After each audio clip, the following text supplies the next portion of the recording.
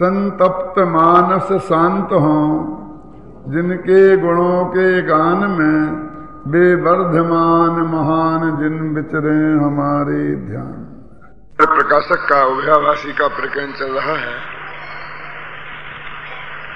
और ऐसा लगता है कि इस शिविर में पूरा हो जाएगा। अभी होता नहीं है कोई प्रकरण पूरा, लेकिन इसमें ये हो जाएगा है। ये सब बात में पूरा शिविर हुआ है ना, कोई बात की कमी नहीं रही है। जिस बात का भी जिसने विकल्प किया, सबके विकल्प पूरे हुए हैं। ये इस बात का प्रतीक है कि तत्व ज्ञान के प्रचार का भविष्य अत्यंत उज्ज्वल है। और आज नंबर 255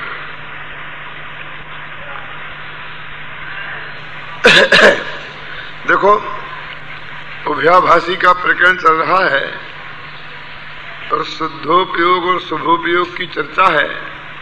शुद्धोपयोग साक्षात मोक्ष का कारण है और शुभोपयोग सहचारी होने के कारण मोक्ष का मार्ग कहा जाता है। उस मन वचन काय की शुभ प्रवृत्ति निमित्त की अपेक्षा मोक्ष का मार्ग कही जाती है। 15 दिन में यदि सबने एक बात ही याद रख ली तो मैं समझूंगा कि मेरी मेहनत सार्थक हुई है। क्या कि शुद्धोपयोग और शुद्ध परिणति साक्षात मोक्ष मार्ग है, उसके साथ होने वाला शुभोपयोग सहचारी होने से व्यवहार मोक्ष मार्ग है, और उसके साथ होने वाली मन वचन काय की शुभ प्रवृत्ति निमित्त होने की अपेक्षा मोक्ष मार्ग है, व्यवहार मोक्ष मार्ग है। ये ऐसे निश्चय व्यवहार मोक्ष मार्ग है। ऐसे ही हर एक चीज पर घटित करना, सम्यक दर्शन पर, सम्यक ज्ञान पर, सम्यक चारित्र पर। अब उसी के बारे में बात चल रही है। देखो, मैं एक पैरा जो कल पढ़ लिया था फिर उसे पढ़ता हूं, जिससे आपको संधि बैठ जाएगी। तीसरा पैरा 255 पेज पे। तथा यह ऐसा भी मानता है कि यथा योग व्रतादि क्रिया तो करने योग्य है, परंतु इसमें ममत्व नहीं करना। तो जिसका आप करता हो उसमें ममत्व कैसे नहीं किया जाए? आप करता नहीं है तो मुझे को करने योग्य है ऐसा भाव कैसे किया? और यदि करता है तो वह अपना कर्म हुआ, तब कर्ता कर्म संबंध स्वयमेव ही हुआ। तो ऐसी मान्यता भ्रम है। ये जो बात पैरा जो अपन ने कल अच्छा व्याख्यान इस पर किया था, अब इसके नीचे जो बात है कि सो कैसे है, भाई ऐसा नहीं है तो हम क्या करें? अब इसमें आपको बिल्कुल ऐसा ही लगे कि जैसा ऊपर उन्होंने निषेध किया है वैसी कह दी कि ऐसा करो। अब वो अंतर हमको खोज निकालना है कि अंतर क्या है। ऊपर कहते हैं एक करने योग्य हैं ऐसा माने तो भ्रम है, ऐसा कहने, और नीचे कहते हैं कि तब तक स्वभाव करना। तो क्या मतलब रह गया? करना, कभी करना तो ममत्व कैसे नहीं करना? ऊपर ये तर्क देते हैं और नीचे कहते करना।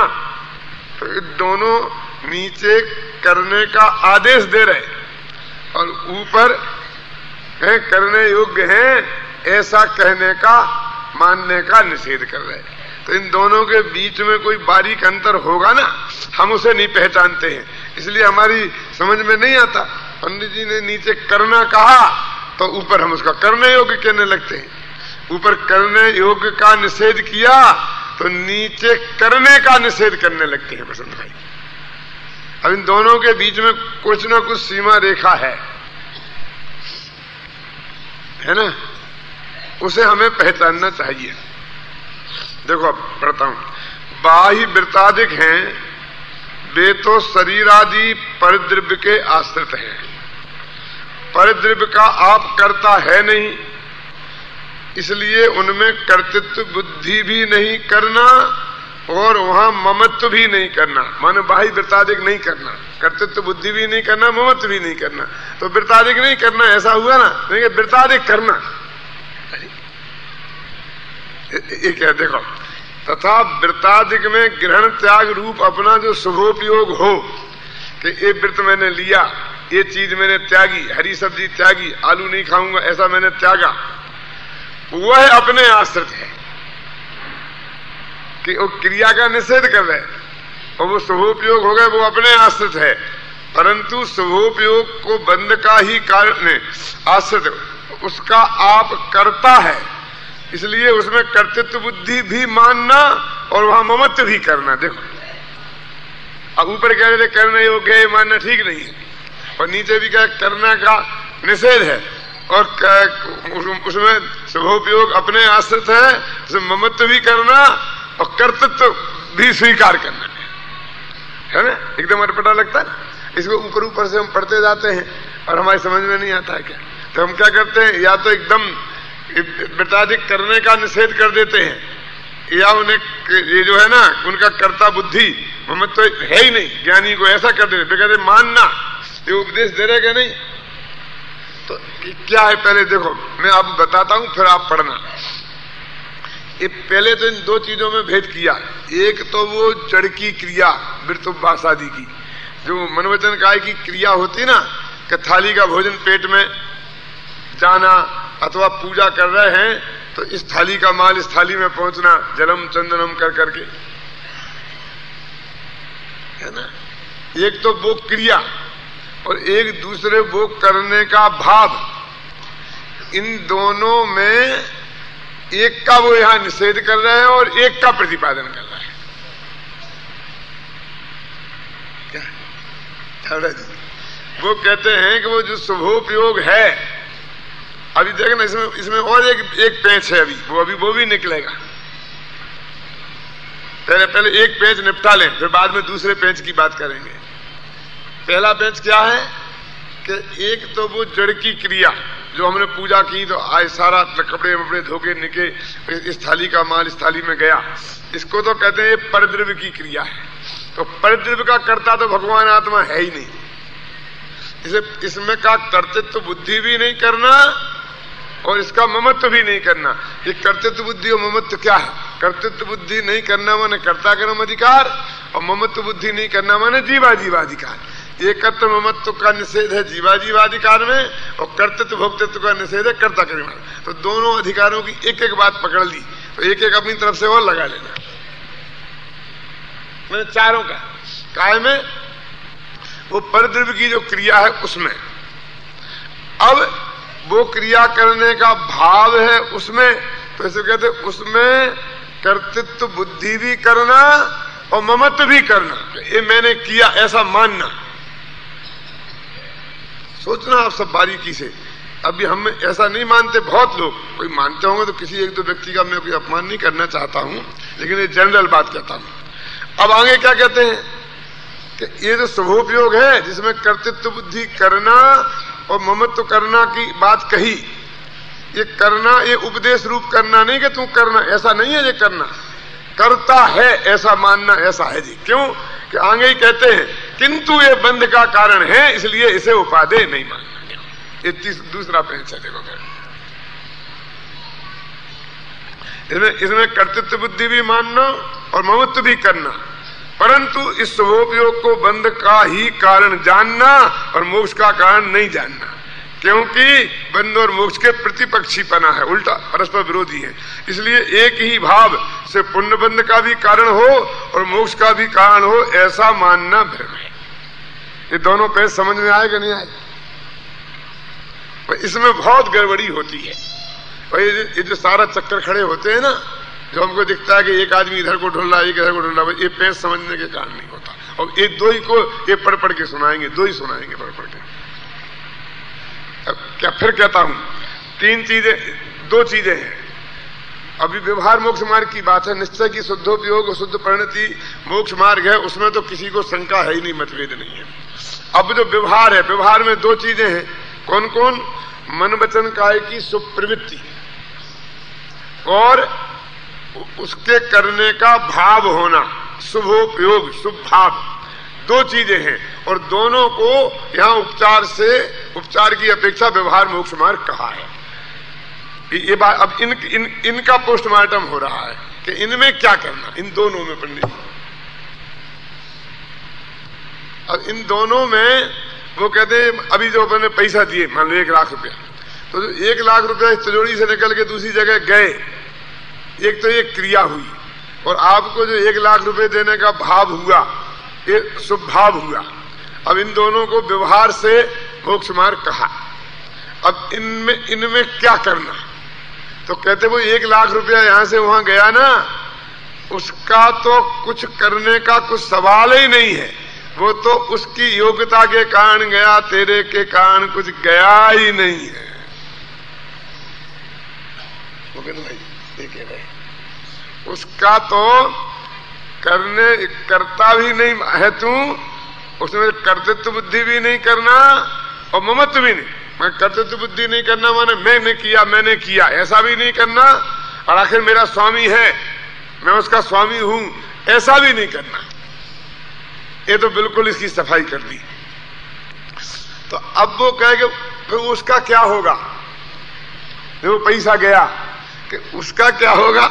जब तेरा उसमें कुछ चलता ही नहीं है तो उसका जो द्रव्य से द्रव्यांतर, क्षेत्र से क्षेत्रांतर होना है वो होगा। उसमें तुम कौन क्या होता है ऐसा? उसमें तो तुम कुछ है ही नहीं। अब वो जो शुभ भाव हुआ, देखो ये कह रहे हो जो रुपया गए पुण्य उससे नहीं बंधा, माने उससे आत्मा उसका कर्ता भी नहीं है, भोक्ता भी नहीं है, स्वामी भी नहीं है, और उससे जो पुण्य बंधा वो उससे क्षेत्र से क्षेत्रांतर पैसा होने में पुण्य नहीं बंधा है। वो कदाचित ऐसा हो कि आज उसने 1 लाख रुपए बोला और कहना मैं हर साल दूंगा, मेरी जिंदगी भर दूंगा, तो पुण्य तो उसने बन गया अभी उसे। अब पैसा तो हर साल चुकाना है ना। अब क्या संयोग रहे, जब तक मैं जीऊंगा तब तक दूंगा। क्यों? कल खाने के लाले पड़ जाएं, इसकी क्या गारंटी है? करोड़पति को रोडपति होते क्या देर लगती है? क्यों? जिस संस्था को देने का संकल्प किया उससे कुछ मांगने का भाव आ जाए, उससे लेने की भाव आ जाए, तो अभी जो पुण्य बांधा है वो कम थोड़ी हो जाएगा। क्यों? अब फिर मान लो तेरी मन वचन काय की स्थिति ऐसी नहीं रही, होश ही नहीं रहा, बेहोश ही हो गया, तो जिएगा तो होश ही नहीं होगा, क्या देगा? स्मृति भ्रष्ट हो गया, भूल ही गया, नहीं भूल सकता है। महाराजा दुष्यंत शकुंतला से शादी करके अंगूठी देके और भूल गए थे, तो लेने ही नहीं पहुंचे। जब वो आई तब भी याद नहीं आई कि तू मेरी पत्नी है, तेरी शादी भी हुई थी, वो याद दिलाए तो भी क्यों याद नहीं आए? हम भूल ही गए तो क्या होगा? मांगने वाले आए, हमने लिखाए थे, कब लिखाए थे, किसने लिखाए थे? बोला सचमुच भूल जाए मतलब नकली नहीं भूले। नहीं हो सकता, हो सकता नहीं है, होता ही है। ये दान जितना लिखाते हैं उसमें 10% तो सब बट्टे खाते में मारने ही पड़ते हैं ना। अनुभव होगा कि नहीं होगा? जितने लिखते हैं उसकी उगाई पूरी होती है कि नहीं होती है? होती है। आप जो संस्थाएं चलाते हैं उन्हें अनुभव तो होगा थोड़ा बहुत। तो वो ऐसा ही होता है कि नहीं होता? तो वो पुण्य पाप का बंध वो रकम का चुकाना नहीं चुकाने से क्या हुआ?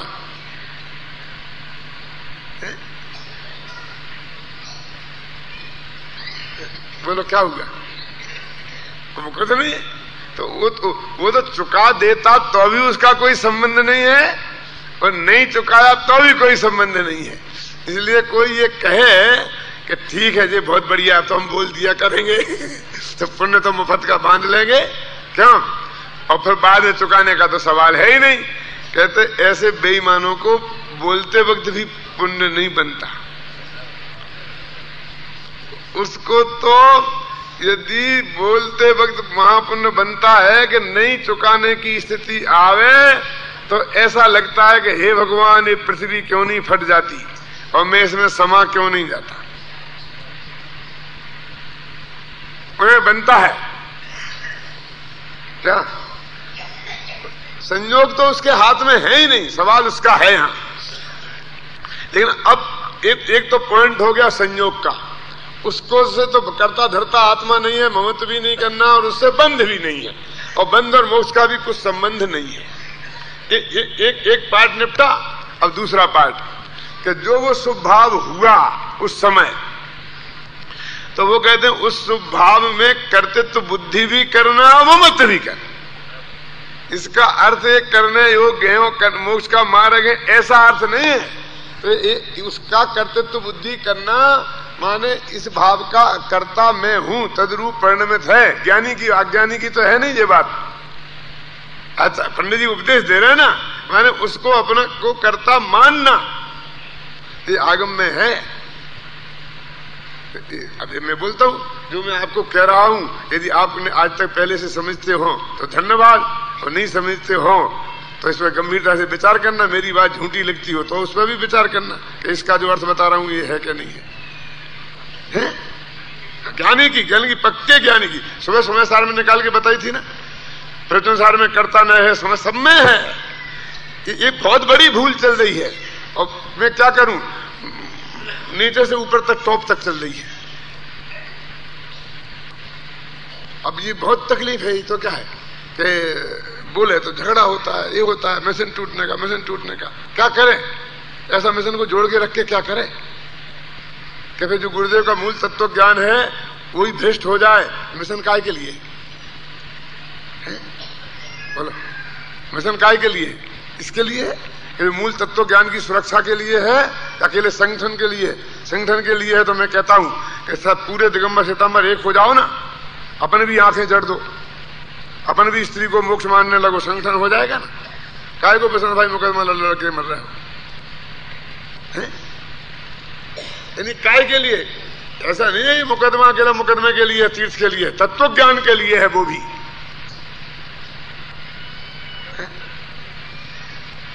मैं आपसे पूछता हूं, क्या इस संगठन की कीमत पर तत्व की बलि भी चढ़ाई जा सकती है? है आपका मन इसके लिए तैयार? तो किसी का मन इसके लिए तैयार होना चाहिए। मेरा तो कभी 3 लोग और 3 काल में नहीं हो सकता। मैंने सत्य की खोज में लिखा है एक वाक्य, और उसके ऊपर के उसमें छापा है। विवेक कहता है कि ना मुझसे तत्व की कीमत पर संगठन होगा, और ना मुझसे संगठन की कीमत पर तत्व प्रचार होगा। इसलिए मैं तत्व को कायम रखकर समाज को संगठित करूंगा, और समाज को संगठित रखकर तत्व का प्रचार करूंगा। ये मैंने उसका मोटो है। पूरी सत्य की खोज का 2 लाइन में सत्य की खोज का सार बताना हो तो ये है। मैंने उसे ऊपर अलग से छापा भी है। और सब कुछ बलिदान किया जा सकता है, ख्याल में आया ना।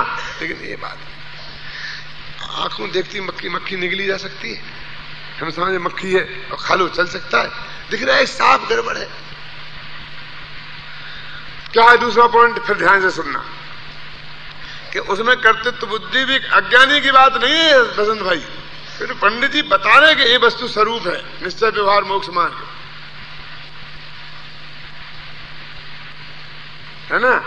तो उसमें कर्तृत्व बुद्धि भी करना और ममत्व भी करना, उसका अर्थ है ये करने योग्य है, ये अर्थ नहीं है कि इट इज ए फैक्ट। और उसकी स्वीकृति का अर्थ है कि मैं वर्तमान में राग रूप से परिणमित हो रहा हूं, होना चाहिए, अच्छा है, ये मोक्ष मार्ग है, ऐसा नहीं। इस सत्य की स्वीकृति है। जैसे परद्रव्य की क्रिया रूप में 1 लाख रुपए देने रूप में परिणमित नहीं हुआ हूं, लेकिन 1 लाख देने के भाव रूप से मैं परिणमित हुआ हूं। क्या दिनेश भाई? शिखर जी में मैंने ये बात कही थी, वहां भी बहुत हलचल मची थी। विमल झान जी मेरे पास आए थे, ये हुआ, चर्चा कर लो, ये कर लो। मुझे कुछ नहीं करना, आपको जो समझना हो समझ लो, नहीं समझना हो नहीं समझ। तो प्रवचन सार का कर्ता न है, तो प्रवचन सार का कर्ता न झूठा है। कर्ता न और अकर्ता न एक साथ एक आत्मा में लगता है। और रागादिक का कर्ता भगवान आत्मा है, कर्ता न से उसी समय सम्यक दृष्टि, और उसी समय वही आत्मा अकर्ता न से रागादिक का कर्ता नहीं है। और ये दोनों न एक साथ सम्यक दृष्टि पे लगते हैं, तो वो तो प्रवचन सार का है, ये तो मोक्ष मार्ग प्रकाशक है। तो समय सार में निकल आया। बोलो, बहुत साफ है। मुझे हाथ पर रखे हुए जैसा दिखता है जैसे केवल ज्ञान हुआ हो। केवल ज्ञान धोखा मत समझना कि पंडित रघुमचंद ने घोषणा कर दी थी कि मुझे केवल ज्ञान हो गया। मैं ये कहता हूं मेरे दिमाग में इतना स्पष्ट है वो जो स्वरूप है ना कि मेरा चित्त किसी से समझौता नहीं कर सकता इस मामले में। काय के लिए सारा समर्पण काय के लिए है? मैं आपसे पूछता, एक सेकंड, काय के लिए सारा समर्पण? ये 24 घंटा तत्व प्रचार के लिए लगाया, तत्व प्रचार के लिए लगाया या किसी की गुलामी करने के लिए लगाया है? तो काय के लिए? तो फिर समर्पण ही काय के लिए? फिर काय कोई 24 घंटा मरने का काम? बोलो सभा को, बोलो, है ना? हाँ, कहते तो बुद्धि, ये मैं उसी का अर्थ तो मैं कह रहा हूं कि करने योग्य है, मोक्ष का मार्ग है, ऐसा नहीं। ये राग रूप में परिणमित हुआ हूं ऐसा जानना मानना, इसका नाम है कर्तृत्व बुद्धि और ममत्व करना है।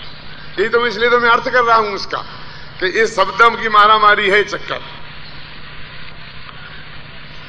लिखा तो वही है जो आप कह रहे हो, इसलिए मैं उसका अर्थ कर रहा हूं। क्योंकि आपको क्यों कर रहे, ऐसे कह दो ना कर्तृत्व बुद्धि और ममत्व भी करना, तो पढ़ के तो कह ही दिया है, लेकिन नीचे ही ये लिखा है ना कि ये मोक्ष का मार्ग नहीं है, बंध का कारण है, इसलिए मोक्ष का कारण नहीं मानना, क्योंकि बंध और मोक्ष के कारण में प्रतिपक्षपना है, दोनों का एक कारण नहीं हो सकता। इसलिए मैं उसका बैलेंस बना करके थोड़ा भाषा का परिवर्तन कर रहा हूं। क्यों? फिर कहता हूं बढ़ाना नहीं, इस पर समय में कोई भ्रम नहीं रह जाए। दो चीजें हैं, कौन कौन सी? ये जड़ की क्रिया और ये शुभ भाव। तो जड़ की क्रिया में कर्तृत्व बुद्धि भी नहीं करना और ममत्व भी नहीं करना, और वो शुभ भाव हुआ है उसमें कर्तृत्व बुद्धि भी करना और ममत्व भी करना। इसका अर्थ क्या है कि इस रूप में परिणमित हुआ हूं, इस फैक्ट को स्वीकार करना। ये परद्रव्य की परिणति नहीं है, वो समय सार की जो वो प्रकरण जो चल रहा है वहां ये परद्रव्य की परिणति कही है, क्योंकि वो 29 बोलों में ये परद्रव्य में आता है। फिर इसलिए बार बार कहता हूं, क्या आप कहोगे सुबह ऐसा कहने लगते हो, शाम को ऐसा कहने लगते हो, यहाँ ऐसा है क्या? भाई वो करता नहीं। समय सार में भी एक जगह निकला था, मैंने बताया था, मैंने कुमार जी साहब ऐसा थोड़ी है। हाँ हाँ हाँ, करना और मानना एक ही शब्द है मात्र। मैं ये बोलता हूँ ना कि वो ना तो इतना बारीकी से पंडित टोडामल जी ने प्रयोग किया होगा, और फिर मैंने इस बात के लिए तो इतनी लंबी रामायण सुनाई थी कि उस ढूंढारी से गुजराती से हिंदी, फिर इन्होंने परिवर्तन कराया। तो वो जो गुजराती हिंदी मंगललाल जी से मैंने बहुत कहा था, जब मैंने इसका संपादन किया ना मोक्ष मार्ग प्रकाशक का, मैंने पैरे बदले बहुत किया, तो मैं चाहता था कि इसकी बोली भी बदलूं, लेकिन फिर वो अपने बहुत था ना, नहीं वो तो गुरुदेव के सामने प्रकट हो गया है, फिर ऐसा हो गया है, उसको तो ऐसी रहने दो, इसलिए फिर मैंने उसे टच नहीं किया। लेकिन इसमें भाषा संबंधी थोड़े डिफेक्ट मिलेंगे, और वो इससे तो मूल जो पंडित जी की भाषा है वो ज्यादा सशक्त है, लेकिन वो ढूंढारी है तो बिल्कुल समझ में नहीं आया आपकी। लेकिन ढूंढारी माने ब्रज भाषा है, ज्यादा सशक्त है वो, ख्याल में है ना। तो उसकी प्राण को रखकर और उसको भाषा के परिवर्तन का बहुत चक्कर था, ख्याल में है ना। तो वो मंगललाल जी ने, जैसे कि देखो मंगललाल जी को तो आप लोग सब जानते हो, मैं भी जानता हूं कि कोई तत्व ज्ञान के विद्वान तो है नहीं, वो तो सिर्फ भाषा से भाषा, मक्खी से मक्खी मारने का काम था, और सोनगढ़ तरफ से कोई बदल ना जाए इस चक्कर में वो ऐसा रहा। लेकिन जो मैं अर्थ कह रहा हूं वो है इसका भाव। कैसा कि ममत्व बुद्धि करना और मानना का जो भेद कर रहा है ना, वो दोनों का एक ही अर्थ है, समझ गए ना। अब यहां वो है अर्थ कि उस राग रूप में परिणमित हुआ हूं, इस सत्य को स्वीकार करना, ये अर्थ है इसका, है? हाँ, ये जानना, इस शुभोपयोग रूप में परिणमित हुआ हूं, इस परिणति का कर्ता मैं हूं, इस परिणति का स्वामी मैं हूं, ऐसा मानना, ऐसा लेकिन उसे उपादेय मानने की बात नहीं है इसमें, और मोक्ष मार्ग मानने की बात नहीं है। यदि मेष रागादि की परिणति, जैसे किसी अपराधी ने अपराध स्वीकार कर लिया तो अपराध करने योग्य है ऐसा थोड़ी स्वीकार किया, लेकिन एक गलती मेरे जीवन में हो रही है ऐसा ज्ञानी मानता है, ऐसा कह रहा हूं मैं। ये है इसका भाव। आगे ख्याल में ना, यानी मैं सचमुच बहुत विचार करता हूं उस ये पंडित जी की भाषा पर विचार तो करना नहीं है। जो मैं आपको भाव बता रहा हूं वो सही है कि नहीं वो आप विचार कर लो, फिर तो पंडित जी की भाषा की टीका टिप्पणी हो जाएगी। मैंने देखो इनडायरेक्ट वे में तो कर ही दी है लेकिन आप सीधी मेरे से करवाना चाहते हैं, मेरे से नहीं होगा। वाइजन बात नहीं, मेरे बहुत पीछे पड़ते हैं, लेकिन मेरे से नहीं होगा। मैं हाथ जोड़ता हूं आपसे, मैं जो कहता हूं वही सुनो।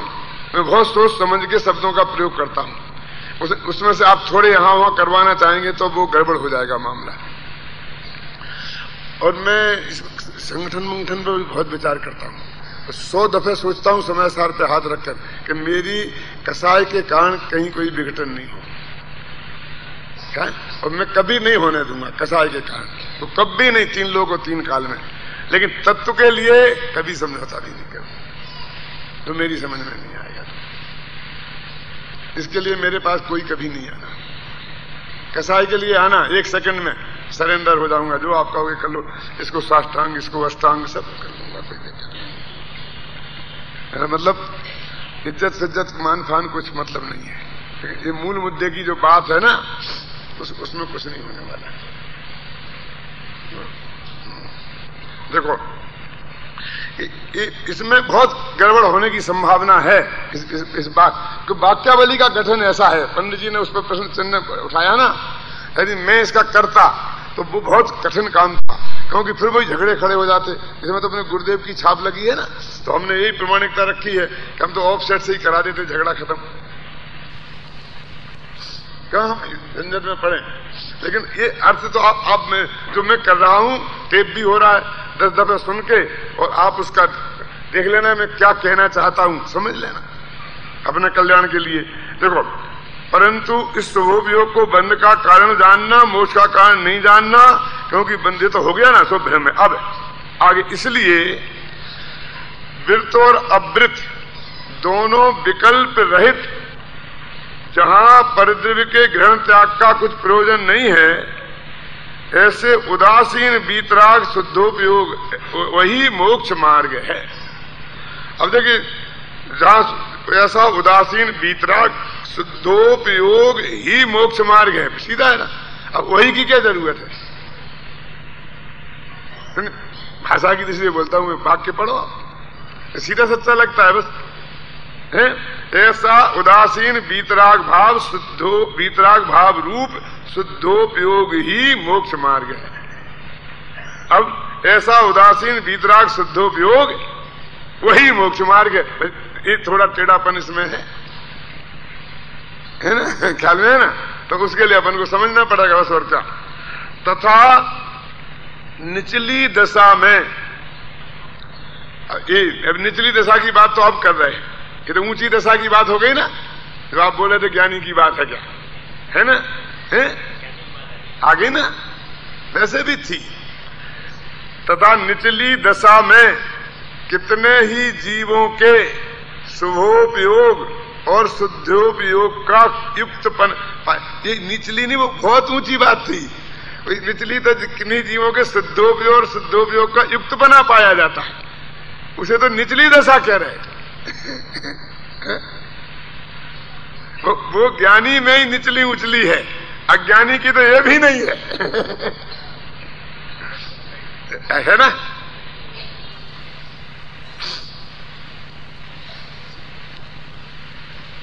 युक्तपना पाया जाता है, इसलिए उपचार से वृत्ताधिक शुभोपयोग को मोक्ष मार्ग कहा है। देखो एक ये भी कारण देखो बसंत भाई, कि उन्होंने कहा था ना कि शुद्धोपयोग के साथ का शुभ भाव और शुभ क्रिया वो व्यवहार मोक्ष मार्ग है, तो अज्ञानी की कैसे हो सकती है बात? तो शुद्धोपयोग के साथ का, शुद्धोपयोग नहीं तो उसको तो उसके वृत्त क्रिया को तो धर्म व्यवहार से भी नहीं मान रहे वो, तो ये निश्चय व्यवहार ज्ञानी का ही है ना। क्यों बोला जी, ठीक है कि नहीं?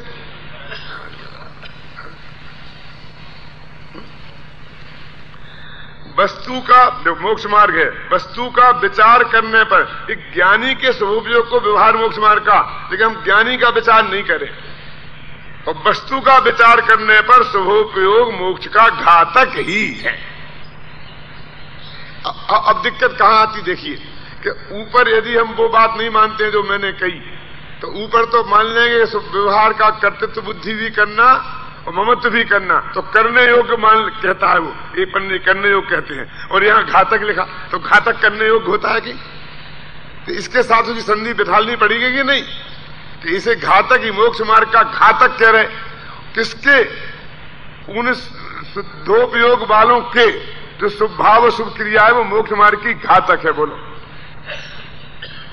अब इसकी यदि मैं पोस्टमार्टम करूं तो बहुत खतरनाक अर्थ निकलेंगे कि वो जो तुमने उपवास छोड़ा, इस थाली का माल इस थाली में किया, 1 लाख इस तिजोरी से उस तिजोरी में गए, ये सब घातक है मोक्ष मार्ग का। शुभ क्रिया और शुभोपयोग दोनों ही कह रहे ना, खासकर शुभोपयोग पर है, क्योंकि पर का क्रिया तो बंधन मोक्ष का कारण ही नहीं है, तो वो घातक भी कैसे होगी? उसका तो तू करता धरता ही नहीं है। पंडित जी एक वाक्य में निपटा देते हैं, वो तो सब लोग के हिसाब से हो रहा है। किसी ने कुछ किया है, मैंने तुमने, उससे तो एकदम हम सब हल्के हो जाते हैं, और वो श्रेय का बंटवारे का भी चक्कर नहीं रहता है आदमी नहीं होते हैं। लोग ऐसा कहते हैं कि डाकुओं चोरों में झगड़ा डाका डालते वक्त नहीं होता है, चोरी करते वक्त नहीं होता है, वहां तो बहुत संगठन होता है, वो झगड़ा तो बंटवारे के समय होता है। क्या पंडित जी उस वक्त आप इसमें जब हम एक काम हुआ, कितना बढ़िया काम हुआ टोटल मल स्मारक भवन का, बहुत अच्छा बहुत अच्छा, किसने किया कि मैंने किया कि नहीं तूने कैसे किया, मेरा भी योगदान है कि नहीं तूने किया, तो इसके बंटवारे में झगड़ा होता है। क्या झगड़ा काय में होता है? नाम के बंटवारे में, इसके बंटवारे में झगड़ा होता है कि इसका कर्ता कौन, किसने किया। भैया तुम तत्व ज्ञान से विचार कर लो ना कि ये जो जिसे तुम क्रिया कहते हो, जड़ का जो हुआ है ना, जो भी आदान प्रदान, उसका कर्ता तो न तेरा आत्मा है ना मेरा आत्मा है, तो काय का बंटवारा? वो तो उसके कारण हुआ है बाबू जी। उसका कर्ता धरता तो आत्मा है ही नहीं, क्योंकि उस शुभ भाव का तो कोई बंटवारा करता ही नहीं। शुभ भाव तो मैंने जितना किया वो मैंने किया, उसका जो भी फल होना है पुण्य बंध, चाहे तुम उसे अच्छा मानो तो अच्छा और बुरा मानो तो बुरा, वो तो बटा ही बटाया है। क्यों? और क्रिया का बंटवारा ही होना है, तो क्रिया का करता ही नहीं है, तो माला ही नहीं है, बंटवारा काय का कर रहा है? समझ में आए ना? बोलो कितना बढ़िया तब तक ज्ञान है। एक भाई मेरे पास आए और बोले पंडित जी हमारा अब नहीं निभेगा, तो मैं क्या करूं? क्या बंटवारा कर दो। क्या बंटवारा कर दूं? अब बहुत दिनों हमारी भाई भाई की निभ गई, अब नहीं निभेगी, अब आप नहीं करोगे तो लड़ मड़ के अदालतों में क्या क्या हो जाएगा। हाथ जोड़ते हैं, आप बंटवारा कर दो। ले क्या बंटवारा करना है मुझे बताओ ना। अच्छा मैं आपसे पूछता हूं कि आपके बाल बच्चे बांटने हैं, तुम्हारे 4 लड़कियां हैं, तुम्हारे भाई के पास 4 लड़के हैं, तो 2-2 लड़के 2-2 लड़कियां रख दूं? नहीं, मैं तो अपने लड़के को हाथ नहीं लगाने दूंगा, मेरे लड़के ही 4। क्यों? एक के 4 लड़के हैं, एक के 2 लड़के हैं, बोलो 3-3 कर दूं कि नहीं?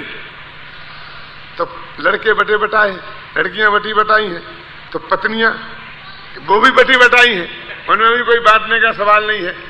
तो क्या बांटना है? मां बाप सांझे के तो बेचारे बेई हैं। पत्नी और बाल बच्चे में तो साझेदारी है ही नहीं। साझेदारे के कौन है? मां बाप हैं, तो उन्हें बांट लो, एक भाई मां ले लो, एक भाई बाप ले लो। क्यों? ये बंटवारा सही होगा? क्योंकि 3 भाई हुए तो क्या होगा?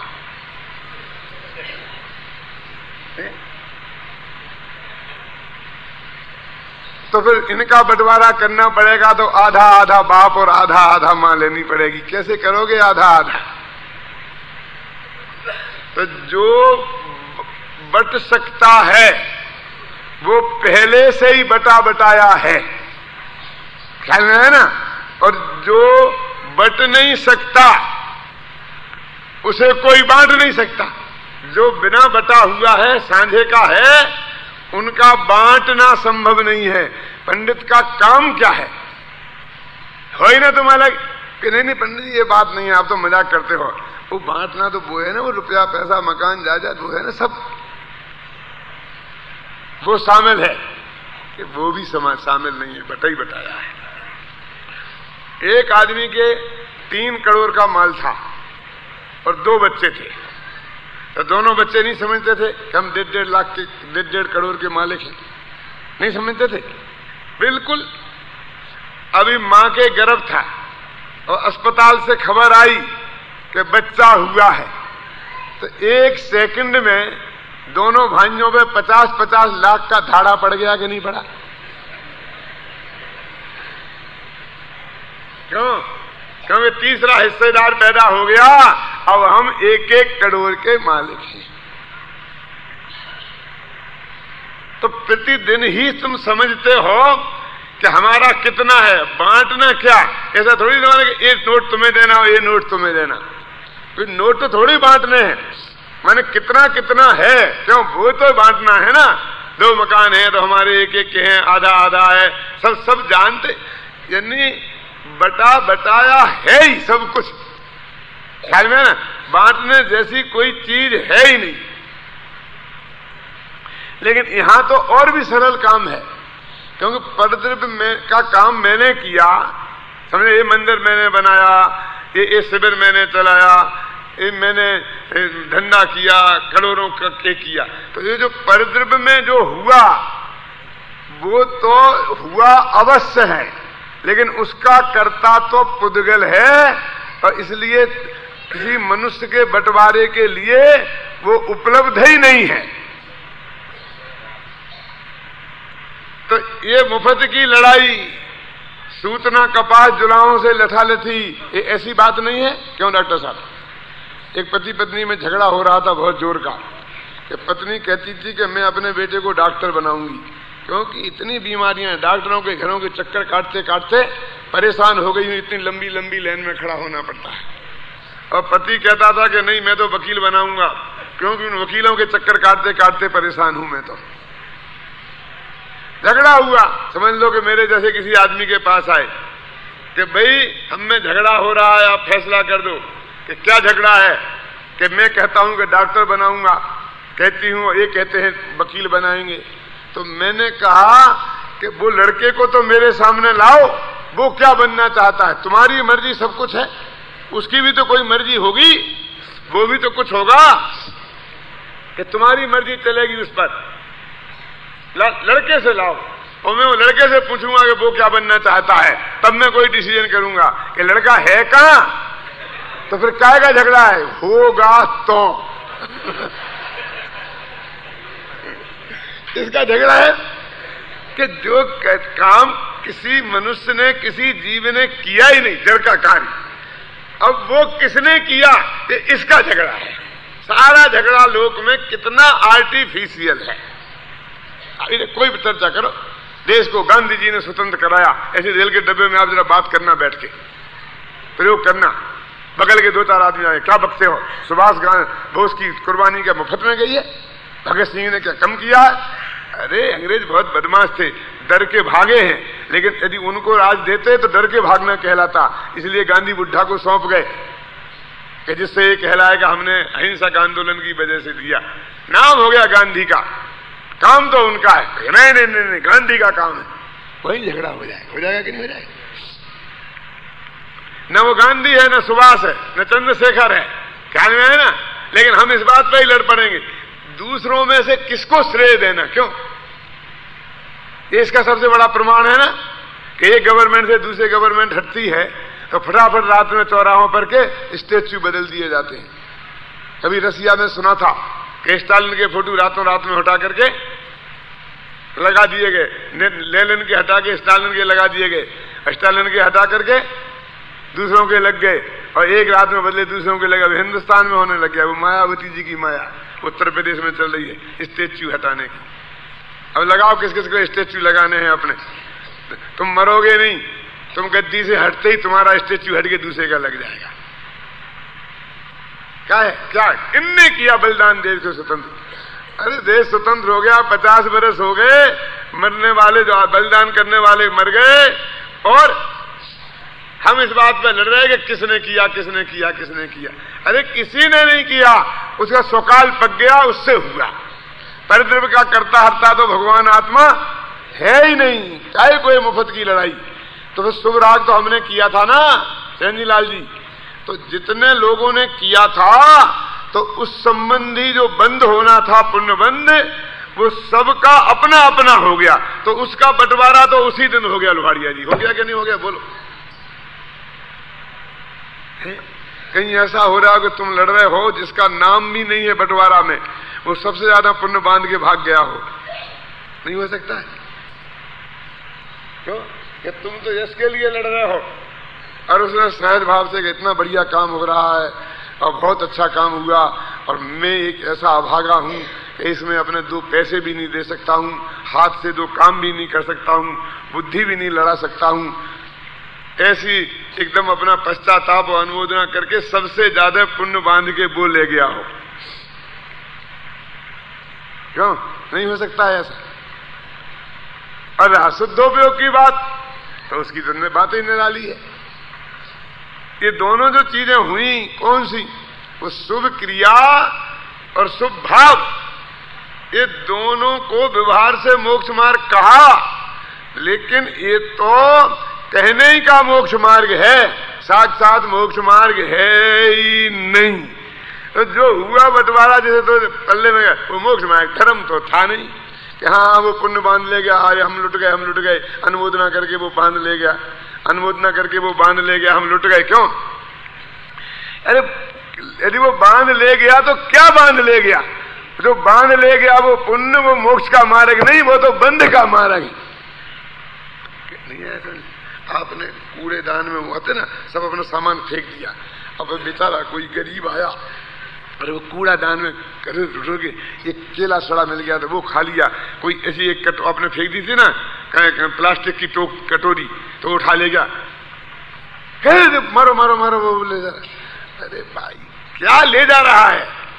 जो तूने गार्बेज में डाला है, जिसके उठाने के तू पैसा देगा, फेंकेगा, वो उसमें से ले जा रहा है, और तू कहता मारो मारो। तो वो पुण्य जो मोक्ष मार्ग में गार्बेज में डालने जैसी चीज है, उसको वो लूट ले गया, उसके लिए रोता है। कर करके हम मर गए, नाम में ले गए, कर करके हम मर गए, नाम में ले गए। सचमुच तत्व ज्ञान के विचार करने की चीज है कि नहीं है? इस पे गंभीरता से विचार करें तो 90% झगड़े खत्म हो जाए। तेरे को यश कीर्ति नाम कर्म के उदय से मिलता है। मेरा तो इतना पक्का अनुभव है रंजीलाल जी, वो अहिंसा वाला मेरा व्याख्यान है ना, वो बिल्कुल सेट है, एक एक शब्द भी कहीं बदलता नहीं है। आपने देखा ना, कई जगह सुना हुआ, और उसी व्याख्यान से कई जगह मुझे बहुत यश मिलता है और कई जगह बहुत अपयश मिलता है। पत्थर पिटते पिटते बचता हूं। व्याख्यान तो एक है, क्रिया एक है, और भाव भी एक है, और परिणाम अलग अलग क्यों आता है?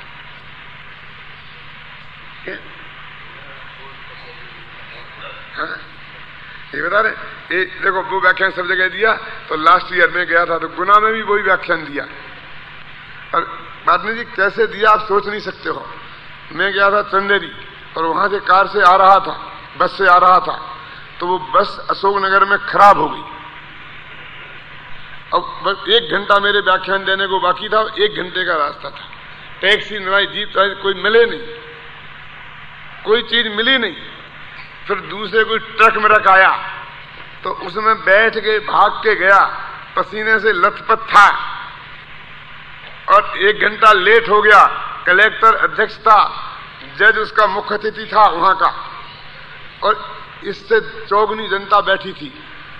और मैं भागते ही पसीने में से लथपथ होकर के जाके बैठ के शुरू कर दिया, वे वर्धमान महान जिन विचरे हमारे ध्यान में। आखिर क्यों? क्या 1 घंटे व्याख्यान दिया, इतनी तालियां पड़ती हैं, मजिस्ट्रेट और सब खुश खुश खुश खुश। मेरे पास नोटिस आया यहाँ जयपुर में, उस व्याख्यान पर नोटिस आया, जैनियों के समाज के अध्यक्ष के ने भड़काया हुआ मामला। और समाज के अध्यक्ष कौन? ये अपने कपूर चंद जी थे ना, जो अपने ऑफिस में काम करते, उनके साले। तो मेरे पास मेरे आदमी, मेरे बहुत घनिष्ठ, और वहां अजैनियों के वकीलों को भड़का दिया। तो मुझे नोटिस आया उस व्याख्यान, सारा विश्व जीता मैंने उस व्याख्यान पे। सारी दुनिया में जाता हूं तो पहला व्याख्यान वो होता है तो सब लट्टू हो जाते हैं, और बाद में कुछ और होता है। उसमें अपने घर, अपने गांव जहां मैं रहा हूं, जहां मैं बड़ा पुसा हूं, अपने गांव से मुझे अदालती नोटिस आया। क्या है इसका हिसाब? क्या काम करें तो यश मिलेगा और क्या काम करें तो अपयश मिलेगा? हैं गेंदालाल जी बैठे होंगे ना यहाँ, चंदेरी वाली, क्या बोले? बोलो। उसमें लिखा है आप माफी मांगिए, नहीं तो आपको ये करेंगे वे करेंगे, बहुत बहुत बहुत लंबा लंबा पत्र लिखा। मैं तो पाटनी जी को भी नहीं बताया, उसका जवाब लिख दिया, उसकी कॉपी कलेक्टर को भेज दी, मजिस्ट्रेट को भेज दी। मालूम क्या जवाब लिखा मैंने उसमें? काय पे मालूम? नोटिस काय पे आया था? आपने सीता को राम की जोरू कहा, बस इस बात पे। तो जोरू नहीं थी, जोरू मतलब पत्नी होती है। तो उर्दू का शब्द हो जाने से सीता जी का अपमान हो गया क्या? इस तरह आपने सीता जी का अपमान किया, इसके लिए आपको माफी मांगना पड़ेगी। नहीं अदालत में केस किया जाएगा, ये किया जाएगा, वो किया जाएगा। मैंने कहा कि मेरे को तो ऐसा ख्याल नहीं है लिखा, फिर भी यदि मैंने कहा होगा और आपको इतनी तकलीफ हुई थी उस शब्द से और आपको माफी मांगने से संतोष होता था तो आप वहीं कह देते, तो वहीं मैं बड़ी सभा में मांग लेता, तो इतना आपको कष्ट नहीं उठाना पड़ता। मैं इस बात की भी माफी मांगता हूं और इस बात की भी मांगता हूं, इतने दिन आपको इतना हृदय में संकलेश हुआ है, उसका भी मुझे खेद है। अब मुझे कुछ नहीं, हमारे यहाँ तो राम भी भगवान है और मोक्ष गए है ना, और सीता को भी हमारे यहाँ स्वर्ग में गया हुआ महासती माना गया है। इसे सीता का अपमान करने का हमारा कोई उद्देश्य नहीं है, लेकिन मुझे इस बात का दुख जरूर है कि आपको इतने दिनों तक जो हृदय में इतनी गहरी पीड़ा रही और उसका इलाज सिर्फ माफी मांगना था,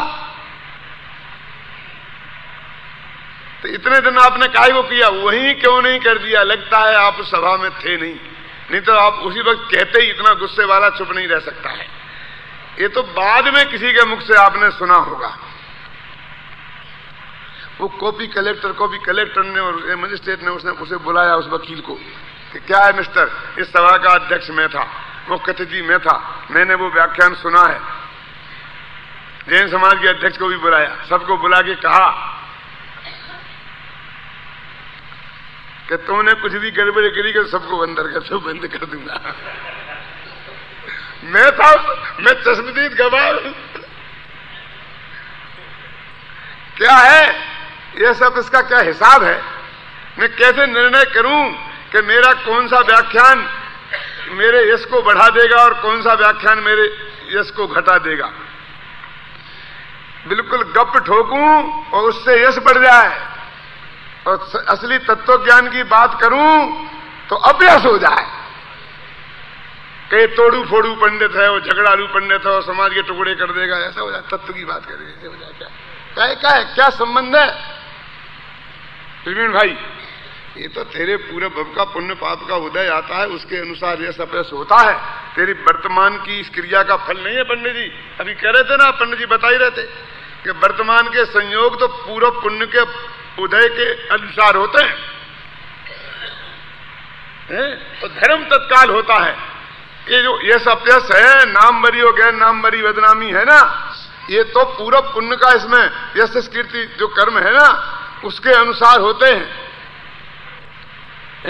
ख्याल में है ना? तो इसके लिए कहां इतना विकल्प करना?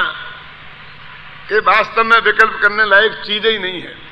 देखो पढ़ता हूं आगे, इसलिए वृत्त अवृत्त दोनों विकल्प रहित, जहां परद्रव्य के ग्रहण त्याग का कुछ प्रयोजन नहीं है, ऐसा उदासीन वीतराग शुद्धोपयोग वही मोक्ष मार्ग है। तथा निचली दशा में कितने ही जीवों के शुभोपयोग और शुद्धोपयोग का युक्तपना पाया जाता है। इसलिए उपचार से विदाधिक शुभोपयोग को मोक्ष मार्ग कहा। वस्तु का विचार करने पर शुभोपयोग मोक्ष का घातक ही है, क्योंकि बंध का कारण है और वही मोक्ष का घातक है। ये क्यों है घातक? क्यों है? बंध का कारण है और मोक्ष का घातक हो गया। ऐसा सिद्धांत करना, ऐसी प्रतीति करना कहते हैं। इस प्रकार शुद्धोपयोग को ही उपादेय मानकर उसका उपाय करना, ये उपदेश तो ये है। और वो क्या था? वो करना लिखा था, वो भी करना लिखा था ना भालचंद जी। तो वो करना माने होता है ऐसा मानने का डिफेक्ट है भाषा का, समझ लो आप। अब वो तो नहीं सुधार सकते हम, अब हम अपने ज्ञान में सुधार लें। और लड़ना हो तो कह दो वो भी करना लिखा, ये भी करना लिखा, क्या करें? समझना हो तो समझ लो, और विवेक से, है ना।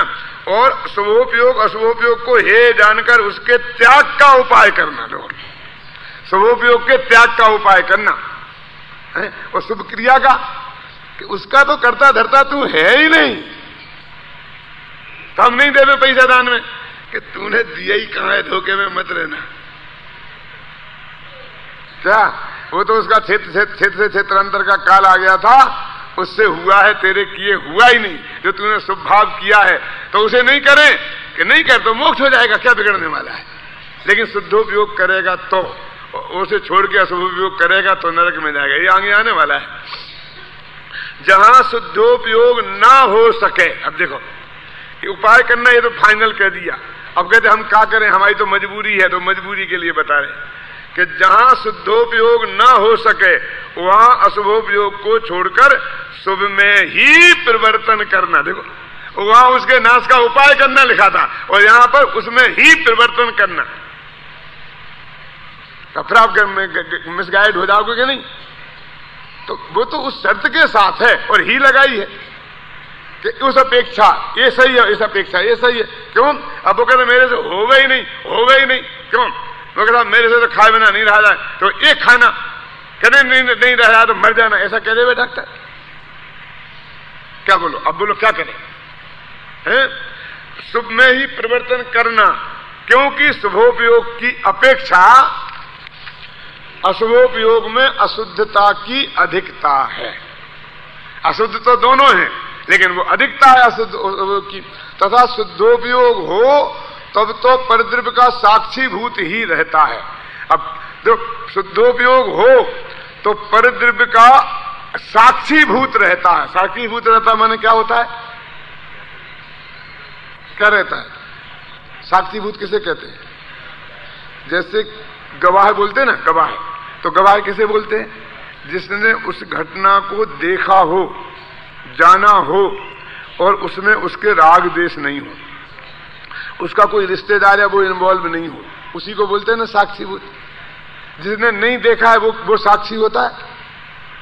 तो परद्रव्य को नहीं देखा वो साक्षीभूत रहना है, कि परद्रव्य को जान देखकर राग द्वेष नहीं करना।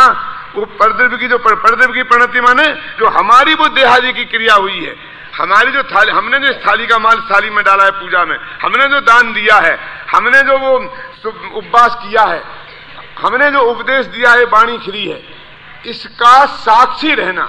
मैंने जो प्रवचन किया है इसका मैं कर्ता नहीं बनूं, क्योंकि वाणी की क्रिया है ना, तो क्या बनूं? साक्षी रहूं। लेकिन मैंने जो मेरे से उपदेश हुआ ही नहीं है और मेरे ज्ञान का गेय ही नहीं बना ये उपदेश, तो साक्षी कैसे बनूंगा? साक्षी बनूंगा नहीं, ऐसा उपदेश हुआ, मेरे मुख से ऐसा निकला। खत्म हो गया समय। मैं आपको एक बहुत मार्मिक बात कहता हूं। रक्षाबंधन के सुबह, कल ही का सुबह था ना, मेरा पक्का विकल्प था सुबह 5 बजे से लेकर गद्दी पर बैठने तक कि मुझे रक्षाबंधन के बारे में बोलना है, रोशन भाई। और बस बोलने के बाद ये प्रकरण चल गया, और ये पूरा 1 घंटा व्याख्यान हो गया। और जब शाम को लड़कों ने आके कहा कि साहब रक्षाबंधन पे तो आप बोले ही नहीं, आप शाम को रक्षाबंधन में बोलना, तब मुझे अरे मैं तो रक्षाबंधन पे बोलने का नक्की किया था, और एक सेकंड पहले जो मैंने बोला था उसके बारे में एक सेकंड पहले कुछ सोचा नहीं था, सोचा रक्षाबंधन पे बोलने के लिए था।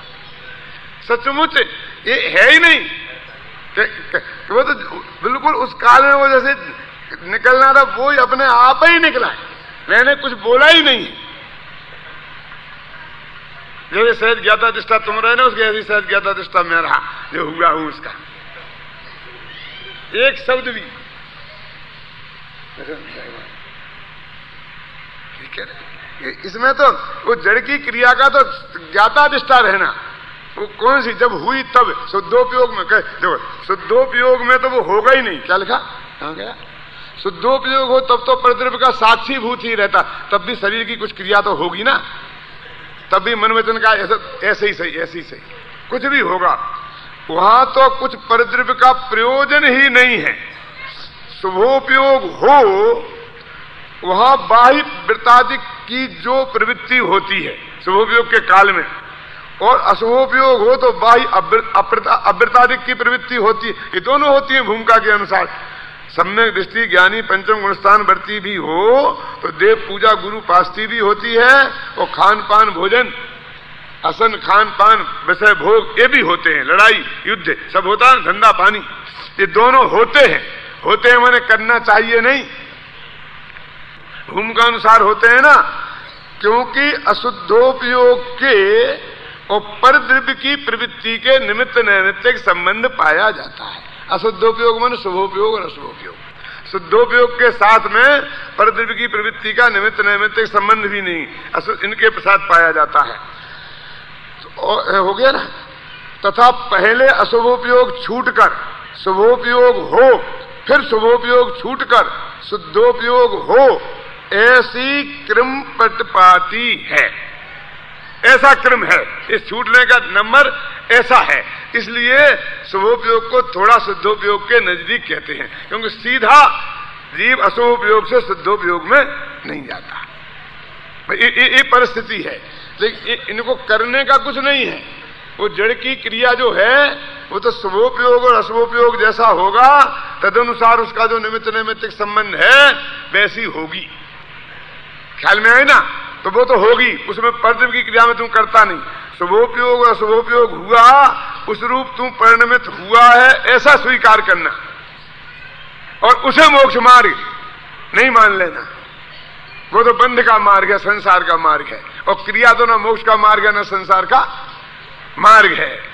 और अब क्या करें तो कि जब तक शुद्धोपयोग नहीं हो तब शुभोपयोग रूप प्रवृत्ति करना। क्यों? क्योंकि अशुभोपयोग में प्रवृत्ति करेगा तो शुद्धोपयोग और दूर हो जाएगा, क्योंकि क्रम परिपाटी ऐसी है कि अशुभोपयोग से शुभोपयोग में आता है और शुभोपयोग से शुद्धोपयोग में जाता है। तो एक क्रम परिपाटी की वजह से उसको करने की बात कही है। उसका अर्थ मोक्ष मार्ग है, वो मोक्ष में जरा सहायता करेगा ऐसा है ही नहीं, क्यों? वो तो घातक है, क्योंकि बंध का कारण है, और मोक्ष का घातक बंध होता है, तो मोक्ष के कारणों का घातक बंध के कारण होंगे। ये बैलेंस निरूपण यहाँ पर है। अब 1.5 पेज रह गया है, तो कल अपना समाप्त हो जाएगा, कल लास्ट व्याख्यान होगा।